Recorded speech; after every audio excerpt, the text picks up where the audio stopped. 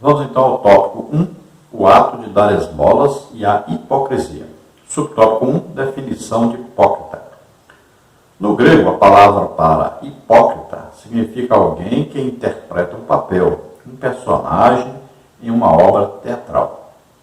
O uso desta palavra no Evangelho de Mateus caracteriza o hipócrita como uma pessoa cujos atos pretendem impressionar os observadores, como está em Mateus 6, 1 a 3 e 16 a 18, cujo foco está nos enfeites e não nas questões centrais da fé, e cuja conversa espiritual esconde motivos corruptos. Em Mateus 6, o hipócrita está em contraste com a pessoa de fé, cujo relacionamento com Deus é secreto. O grande desejo do hipócrita é sempre de aparecer exteriormente, mas o problema é que o lado interno, sua verdadeira natureza, não é revelado. Ninguém sabe o que há no íntimo do ser humano, somente Cristo que conhece a natureza humana. João 2,25. O cristão que deseja vencer a hipocrisia tem de ter seu coração preenchido pelo amor de Cristo. Com esse amor real no coração, não há como o cristão praticar uma coisa e interiormente ser de outra forma. Mateus 5,48. Então o hipócrita é um ator, uma atriz, alguém que representa um papel, uma peça teatral, um filme, né? Então, é aquela pessoa que Jesus diz, olha, por fora são como sepulcros caiados, tudo pintadinho de branquinho, bonito. Por dentro, osso, carne podre. Então, a pessoa por dentro é uma coisa, por fora é outra coisa. Então, ela representa diante dos outros um papel de pessoa bondosa, amorosa, disposta sempre a ajudar, mas sempre existe aí uma intenção por detrás. Sempre existe um desejo de ter algum lucro, né? Pode ser aí um lucro financeiro, pode ser uma posição dentro da igreja, uma posição social, né? Como político, por exemplo. Sempre tem uma intenção de ganhar alguma coisa, de obter um lucro. Infelizmente, nós temos muito isso no Evangelho hoje. Pessoas que fazem maior teatro, né? A maior representação. Trabalham com a emotivação das pessoas. Mas a parte espiritual, né, não acontece, ele não é usado em nenhum milagre, nem algo extraordinário. Ele é apenas um quê? Um profissional, né, na dialética, na teologia. Né? É um profissional. Então ele representa um papel. Mas se você conhecê-lo na intimidade, você vai ficar assustado. Se você o conhecer quando ninguém está vendo, dentro da sua casa ou em lugares aí de lazer, aí você vai ficar espantado. É outra pessoa completamente diferente. Então, o verdadeiro crente é aquele que está em intimidade com Deus. Ele tem todo dia o seu louvor, sua adoração a Deus, seu devocional com Deus, está sempre lendo a Bíblia, orando, jejuando, está sempre desejoso de ganhar almas, evangelizando. Esse é o verdadeiro crente. Agora, a grande maioria é formada por pessoas que estão representando o papel, que nós chamamos de pessoas religiosas, né? Aí com o intuito de religião falsa, de religião que se auto-justifica, não com a intenção de ser a religião boa, pura, aquela que visita os órfãos, visita as viúvas, ajuda os pobres, né? Não com essa intenção de ser instrumento de Deus para abençoar os outros, mas sempre buscando um proveito próprio. Então nós sabemos que Deus sonda, né? O Espírito Santo vem sondando o nosso coração, nossos desejos, intenções, sabe tudo a nosso respeito, até quantos fios de cabelo tem na cabeça, ele sabe. Então não adianta tentar esconder de Deus. Pode a pessoa enganar as outras pessoas? Pode. Acontece muito? Acontece. Mas Deus está vendo e sabe de tudo. Não tem como enganar Deus. Então, ainda dentro desse tema, o ato de dar esmolas e a hipocrisia, temos aí o subtópico 2, a justiça pessoal. Por intermédio da justiça pessoal, os discípulos de Jesus deveriam viver diferentemente dos fariseus, os quais projetavam em suas práticas religiosas mostrar ao público sua grande espiritualidade. Foi nesse particular que Jesus disse: guardai-vos de fazer a vossa esmola diante dos homens, para serdes vistos por eles. Aliás, não tereis galardão junto de vosso Pai que está nos céus. Mateus 6:1. Os discípulos de Cristo que vivem seus ensinos são conscientes de que nenhum ato de justiça pode ser praticado com a intenção de glorificação pessoal. Tudo o que fizermos deve ser para a glória de Deus. 1 Coríntios 10:31, Colossenses 3:17, 1 de Pedro 4:11. Tomemos todo cuidado, pois a tentação de exibir a justiça pessoal poderá surgir em nossos atos piedosos de oração, jejum e oferta. Então veja, são aquelas pessoas que querem aparecer diante dos outros, principalmente diante de multidões, diante da igreja, pessoas que fazem coisas para aparecer, pessoas que fazem as coisas com o desejo de engrandecimento próprio, de receber alguma coisa financeira em troca, pessoas que estão sempre com a má intenção por detrás. Pessoas que fazem longas orações bonitas, Tem gente que é especialista nisso, você pode ver na igreja. Ainda tem gente que encerra a oração na igreja e fala assim: despede-nos em paz. Uma oração maluca, Nós somos o mesmo Espírito com o Senhor. O Espírito Santo mora dentro de nós. Como é que nós vamos falar despede-nos em paz? Vai despedir de nós? Vai para casa sozinho, nós vamos ficar aqui. Tem lógica, Então não é assim. Essa falsa espiritualidade é terrível. Pessoas oram, não acontece nada, passam às vezes meia hora orando. Oração bonita, muito bem ali construída, palavras bonitas, Às vezes citamos salmos e tal, mas não tem valor diante de Deus. E o que Deus ensina? Não é pelo muito falar que você vai ser ouvido. É pela fé. Que funciona é fé. Não são palavras bonitas. Não é a duração da oração. Que funciona é fé.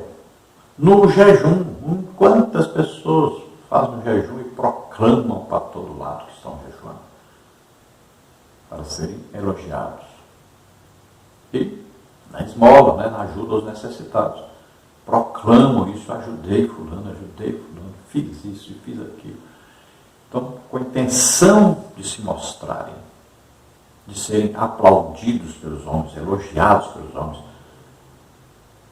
ou aí conseguir uma melhor posição na igreja, uma melhor posição na sociedade, uma melhor posição política. Estão sempre desejosos de alguma coisa em troca. Então fazem com o objetivo de ter uma coisa em troca. E é dos homens, não é de Deus. Porque se você fizer uma obra para Deus, alguma coisa para Deus, visando receber no tribunal de Cristo, não tem problema nenhum. Você não está fazendo para os homens, você está fazendo para Deus. E você sabe que Deus vai recompensar. E isso está na Bíblia, e é claro. Você veja aí 1 Coríntios e veja também sobre o tribunal de Cristo, que nossas obras serão recompensadas. Continuando então no tópico 1, o ato de dar esmolas e a hipocrisia, subtópico 3, as 3 práticas da ética cristã. O apóstolo Tiago falou que a religião verdadeira tem como marca o serviço ao próximo, que também é um culto a Deus. Tiago 1:27. Jesus deixa claro que nesse serviço cristão não podem faltar a oferta, a oração e o jejum. Porém, no seu ensino, o propósito desses serviços piedosos não poderia ser deturpado, como fizeram os escribas e fariseus. Interessante observar que as 3 práticas da ética do serviço cristão envolvem nossos bens, a oferta, o nosso espírito, a oração e o nosso corpo, o jejum. E são direcionadas a Deus, ao próximo e a nós mesmos. A oração, o jejum e a oferta são atos piedosos que, quando praticados com sinceridade e verdade, têm o reconhecimento do Senhor. Por outro lado, Jesus nos ensina que a religião sensacionalista e espetacular do discipulado religioso perverte a piedade. Afinal, sua intenção é somente enganar e buscar os aplausos humanos. Tal procedimento jamais é adotado por um seguidor de Jesus, pois sabe que a prática dos atos justos é somente com a finalidade de glorificar a Deus. Então nós vemos aí Tiago falando sobre a religião pura, verdadeira, imaculada, né? Então ela envolve aí três coisas principais, né? Aí vem a oferta, a oração, o jejum. E a oferta aí, muitas vezes, é a oferta de si mesmo. Você mesmo se doa, se dá a Deus, se entrega para Deus, para que Ele o possa usar em sua obra. Então tem a ver com a oferta de si mesmo e também com a oferta de finanças, para quem, né, recebe um dinheiro. Então essa pessoa sempre agradecida a Deus vai ofertar para a obra de Deus. Então aí entra o dízimo, né, e entra a oferta que a pessoa vai dar sempre com o objetivo de agradecer a Deus, de louvar a Deus por ter Deus lhe dado isso. É o reconhecimento de que recebeu foi de Deus. Então ele está dando a Deus o que Deus deu para ele. Quem tem isso na sua cabeça, na sua memória, na sua intenção, está sendo então verdadeiro. Ele está dando o que recebeu. Não é mérito dele. Ele está apenas sendo canal de Deus para abençoar a própria obra de Deus. E aí, quanto mais você dá, mais você recebe para dar. É assim que funciona. Então, Deus vai usar você como uma corrente de água. Quanto mais se precisa ser usada essa água, mais vem a água dessa fonte, né, dessa correnteza para você usar. Deus vai abrindo a torneira e vai dando mais à medida que você vai fornecendo mais para ajudar os outros. Então, a pessoa se torna canal de Deus, instrumento de Deus para abençoar os outros. Quanto à oração, então a oração mais importante, mais necessária é a oração feita. Então, Jesus diz, entra no teu quarto, fecha a porta, fala com teu pai em secreto, e ele te ouvirá e você será recompensado publicamente. Então essa oração é a mais importante, é só você e Deus. Esta é a mais importante. Então existem vários tipos de oração, vários lugares para se orar, várias posições, né? Não importa a posição do seu corpo, não importa o lugar que você está, sempre Deus está disposto a ouvir. Não importa se você sabe orar bonito ou não. Então você vai falar com Deus. Então, existe a oração secreta, existe a oração pública. A oração que você faz na igreja, né? Ali, muitas vezes até é chamado para orar no microfone. Então existe a oração na praça, na rua, que você faz. Existe um culto, você está fazendo um culto na rua, vai haver oração. Existe a oração por enfermos, doentes, né? Então existem vários tipos de oração. Tem aí a oração de agradecimento a Deus, né? Tem a oração de arrependimento, tem a oração de louvor, tem a oração de adoração, tem aí a oração de petição, tem a oração de intercessão, tem a oração de entrega, de consagração. Então são vários tipos de oração, sendo que todo o verdadeiro crente é uma pessoa de oração. Então existem milhões de motivos para nós orarmos. Olha aí, por exemplo, a obra missionária. Quantos missionários precisam da nossa intercessão? Aí, olha aí a oração pelos políticos, né? Pelos que estão em eminência. Olha aí como a política precisa de oração. Como o nosso país precisa de oração. Olha aí países estão vivendo em guerra, ou seja, passando fome, muita gente. Então, precisa de muita oração. Motivos, existem milhões de motivos para nós orarmos. E nós devemos sempre orar pelas pessoas, devemos sempre abençoar as pessoas, estar sempre intercedendo por todos, sempre orarmos. Então tomemos o cuidado para não estarmos então nem ofertando, nem jejuando, nem orando, para aparecermos ou sermos glorificados, exaltados pelos homens, elogiados pelos homens. Não fazemos isso com esse tipo de motivação, mas sempre para agradar a Deus e sempre por amor às pessoas. Vamos então ao nosso tópico 2, que diz auxiliando o próximo sem alarde. No subtópico 1 nós temos qual é o motivo do teu coração?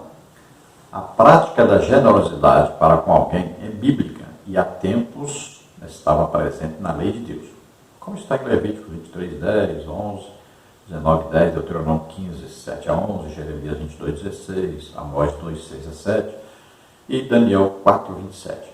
Como também nos ensinos de Jesus, Lucas 6, 36, 38, Lucas 21, 1 a 4, João 13, 29, Gálatas 6, 2. O verbo hebraico para generosidade é gamal, que significa resolver completamente, recompensar, repartir, fazer algo para alguém, agir generosamente. Teologicamente, a generosidade expressa gratidão por algum benefício recebido. É preciso, porém, entender que, às vezes, aparentemente, uma pessoa pode demonstrar um ato de generosidade com motivos errados, pois a mão pode dar uma oferta, um presente, mas a motivação oculta do coração pode ser outra. O crente deve buscar ser sincero na sua contribuição, fazendo isso na íntima satisfação de sua mente e no Espírito de Cristo, pois ele sabe a motivação do seu coração quando estende as mãos para dar. Mateus 9, 4, 12, 25, 22, 18 e João 6, 19. Então, a motivação do nosso coração deve ser a generosidade, ou seja, o desejo de abençoar as pessoas, de ajudar as pessoas. Veja bem, devido a essa falta de amor para com as pessoas, a falta de generosidade, é que existe tanta falta de dons do Espírito Santo na igreja hoje. Porque os dons são para os outros, para ajudar os outros, não são para proveito próprio. Então falta esse desejo, essa misericórdia, né? Essa vontade de sempre ver os outros bem, de ver os outros felizes, alegres, e bem em todas as áreas, não só a área financeira, mas a saúde, né? O relacionamento com a família, o trabalho, em todas as áreas a pessoa deve estar bem. E nós devemos ter esse desejo no coração de ajudar as pessoas a estarem bem em todas as áreas da vida. Então, por que nós devemos ser generosos? Porque nós recebemos a generosidade de Deus.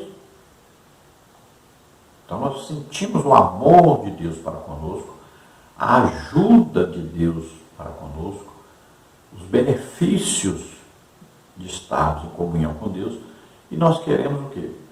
Transmitir isso para os outros.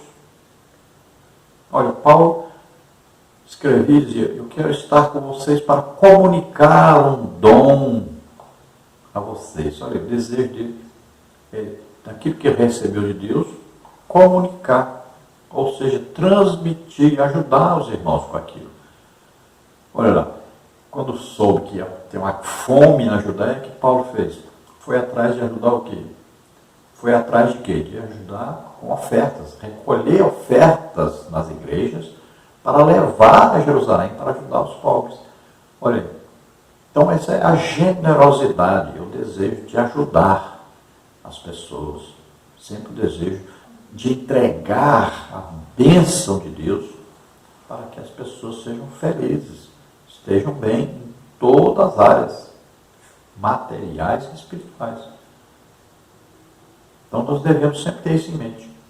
Aquele que ensina a palavra de Deus deve sempre buscar o conhecimento para que possa ajudar os outros a conhecer.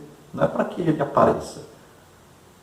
Não é para que ele ganhe dinheiro com isso, ou seja famoso com isso. Não. O desejo no coração deve ser: eu vou transmitir aquilo que eu recebo de Deus, eu vou transmitir para ajudar os outros a conhecerem também. Então, é o desejo de comunicar com os outros aquilo que recebeu de Deus. Seria a palavra compartilhar. Eu vou compartilhar Jesus, eu vou compartilhar o conhecimento bíblico, eu vou compartilhar os dons do Espírito Santo com os outros para abençoar os outros.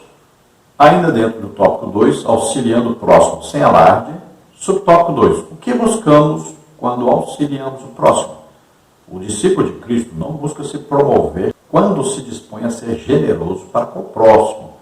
Não tem interesse em chamar a atenção de ninguém. Todavia, sua beneficência e generosidade são atos piedosos praticados como partes essenciais da religião pura para com Deus, que é cuidar dos órfãos e das viúvas. Tiago 27, Mateus 25, 36, 1 Timóteo 5, 2. Tomando Cristo como exemplo maior, o qual andou por todas as partes fazendo o bem. Atos 10, 38. Agir dessa maneira é sinal de que realmente o Evangelho de Cristo tem influência em sua vida.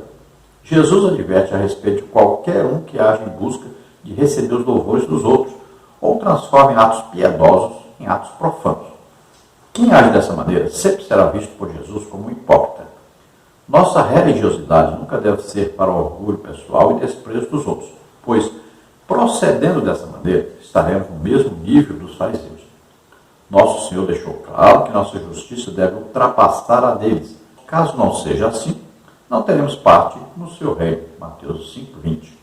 Então veja o que nós estamos buscando quando ajudamos as pessoas. Estamos buscando proveito próprio? Estamos buscando elogio? O que estamos buscando? Qual a nossa intenção? Qual a nossa motivação? O que está por detrás disso? Então sempre deve ser o amor, a generosidade, a bondade, a misericórdia, sempre desejando o bem dos outros. Então, amar os outros como a nós mesmos. Então, nossa intenção sempre é boa, é pura. Nossa intenção sempre é ajudar, abençoar aos outros. Assim nós somos servos de Deus, que quer abençoar a todos.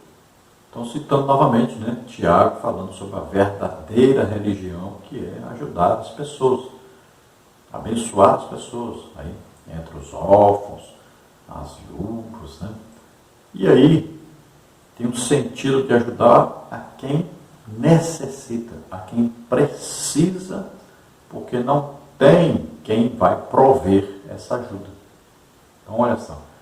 Nós temos sempre perto de nós pessoas que não têm quem provê, quem ajuda, e elas estão passando por necessidades. Então nós vamos ajudar essas pessoas, vamos prover. Às vezes uma pessoa que está na rua, por quê? Porque não tem um pai, não tem uma mãe. Às vezes a pessoa que não tem mais um marido, não tem alguém que provê o seu alimento, o seu vestuário. Então, precisa de alguém para ajudar. Aí é que entra nós. Nós entramos aí para levar o amor de Deus, levar a presença de Deus, levar o socorro de Deus a essas pessoas. Muitas vezes a pessoa precisa de um conselho, às vezes a pessoa precisa de um abraço. As pessoas, às vezes, precisam de uma palavra amiga. Às vezes a pessoa precisa também de cura, precisa de libertação. Então nós vamos levar o socorro de Deus a essas pessoas. Veja que Jesus, ele não aguentava ver uma pessoa doente, aleijada, um cego, um surdo, um mudo. Ele não aguentava. Ele parava, às vezes, de falar, de ensinar, de pregar, para ajudar essa pessoa. Porque ele tinha um desejo profundo de que as pessoas estivessem bem. Olha, ele se preocupou com a multidão que estava atrás dele pelo deserto, sem comer. E ele foi providenciar para que eles comessem. Então, todo o tempo, ele estava preocupado com as pessoas, em ajudar e abençoar as pessoas. Olha lá, Judas, embora roubasse um pouco do dinheiro, mas esse tempo carregava a bolsa ali de ofertas, né, para ajudar os necessitados. Então, Jesus tinha ali a sua equipe que abençoava, que ajudava as pessoas. Então, a advertência de Jesus é: não faça com o objetivo de proveito próprio, de ser louvado pelos outros, elogiado pelos outros.